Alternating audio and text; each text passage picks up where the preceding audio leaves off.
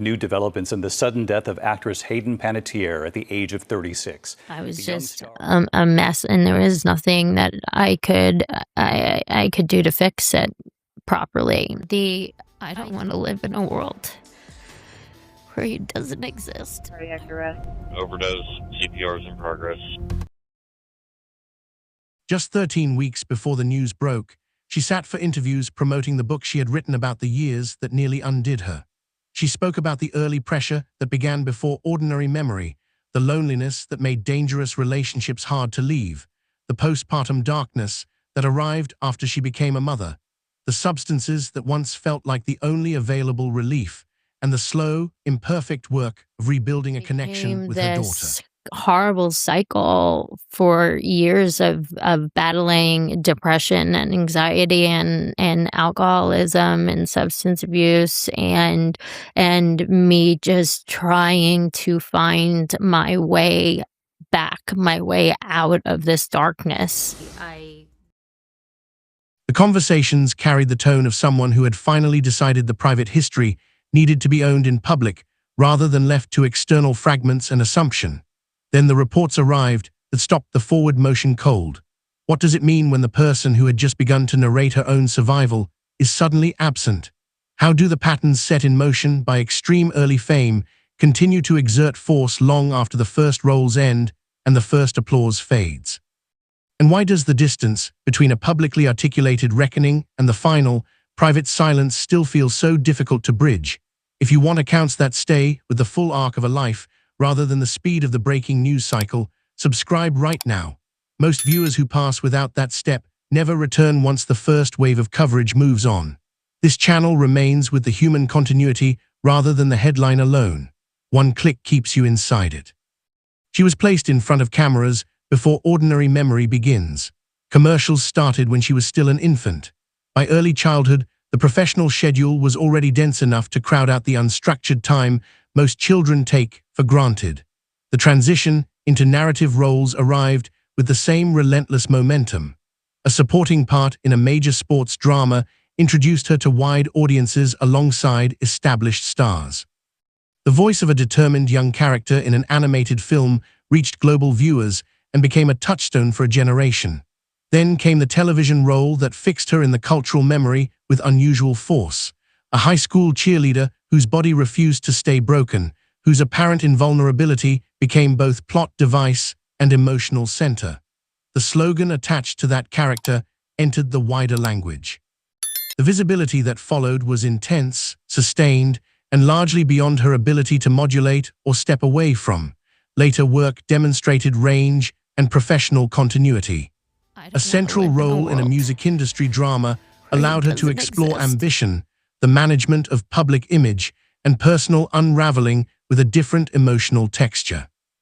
Returns to a long-running horror franchise brought her back to audiences who had first encountered her as a teenager and now watched her navigate adult stakes and consequences inside the same fictional universe. The professional record was substantial. The public recognition was genuine. Yet the private ledger she eventually chose to open in her own words contained a parallel history of costs that the roles themselves could never fully absorb or resolve. In the memoir published earlier this year, she described the machinery of that early career with unusual directness and little self-protection. The sense of being managed as product rather than raised as a child. The difficulty of separating professional and personal relationships with the people closest to her, including the complicated dynamic with her mother that left lasting marks when she tried to redraw the boundaries. The imprint of a childhood in which approval, safety, and belonging often felt conditional on continued performance. Those early conditions, she suggested, shaped how she understood attachment, self-worth, and the tolerance of harm for years afterward. The patterns did not remain confined to the past. They migrated into adult choices and adult vulnerabilities. Adulthood intensified what the childhood had set in motion. After the birth of her daughter, she encountered postpartum depression severe enough to destabilize daily functioning and the ground beneath her feet. Substance use followed, first as an attempt to manage the internal state, and then as a dependence that required repeated intervention and carried its own escalating costs. There were periods of treatment, and periods of relapse. At one point, she made the decision to relinquish primary custody so that her child could have stability while she addressed what she could not yet control. She spoke about that choice without self-exoneration or easy narrative resolution. The separation was described as one of the most painful experiences of her life. The public comments and assumptions that followed only compounded the isolation, turning a private crisis into further material for judgment. She also addressed, with noticeable care, the difficulty of leaving relationships that had become harmful. The fear of being alone, she said, could outweigh the fear of remaining with someone who caused physical harm. The cycle of attempted exits and returns was familiar to her, and she framed those patterns as extensions of earlier wounds rather than isolated failures of judgment or character. The loneliness that had roots in the early professionalization of her life made solitude feel more dangerous than certain forms of damage. That insight, offered without drama, carried the weight of hard experience. In the months surrounding the book's publication and during the press that accompanied it, the public posture appeared to shift toward something more deliberate. Conversations with her daughter, now older, carried warmth and mutual recognition. The child had begun discovering the earlier performances and responding to them with the uncomplicated enthusiasm of a new viewer encountering the work for the first time. The mother described those exchanges as a form of repair that professional success, applause, and visibility had never supplied. He talked about ongoing therapeutic work, about the slow reconstruction of trust in herself, and about the decision to place the private history on the page so that the silence around it might loosen for others carrying similar weights. The interviews felt, to many who watched them, like the opening of a new chapter rather than the closing of an old one. The final day remains under official investigation. Responders were called to a residence where she was temporarily staying. She was found unresponsive. Resuscitation efforts were unsuccessful. Early statements from authorities indicated no signs of trauma or foul play. The formal cause and manner of death have not yet been released, and the family has asked for privacy while they absorb the reality of her absence. Those who worked with her across different projects and those who followed her career from the early roles onward have responded with the particular shock that accompanies the death of someone still visibly in the middle of articulating a different future for herself. Child stardom produces many variations of interrupted or compressed development. The early professionalization of identity, the crowding out of ordinary unstructured time, the difficulty of forming a self separate from the roles and the commercial apparatus that created them. Some navigate the imprint and build sustainable adult lives with relatively stable ground beneath them. Others carry it forward into struggles with mental health, substance use, and relationships that never fully stabilize or feel safe. She had begun to name the imprint in her own language and on her own timeline.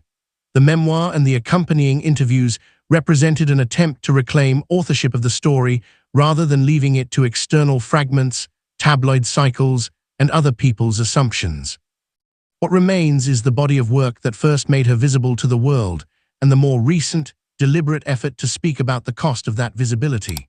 The characters she played, resilient on the surface, searching or invulnerable underneath, now sit beside the real account she chose to offer of a life that required constant recovery and constant renegotiation of safety. The gap between the performed resilience and the private accounting is where the weight of the narrative lies.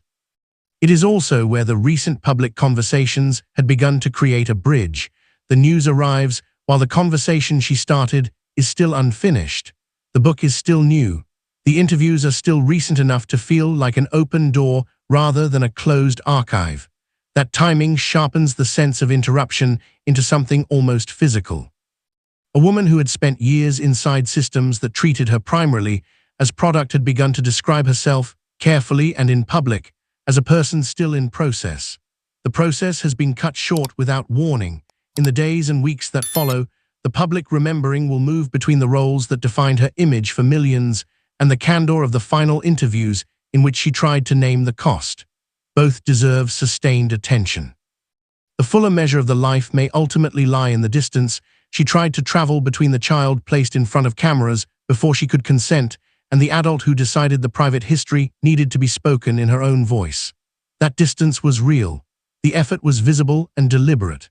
The ending, arriving without the narrative closure she had begun to shape, leaves the effort suspended in the precise moment when it had just become possible for others to see it clearly.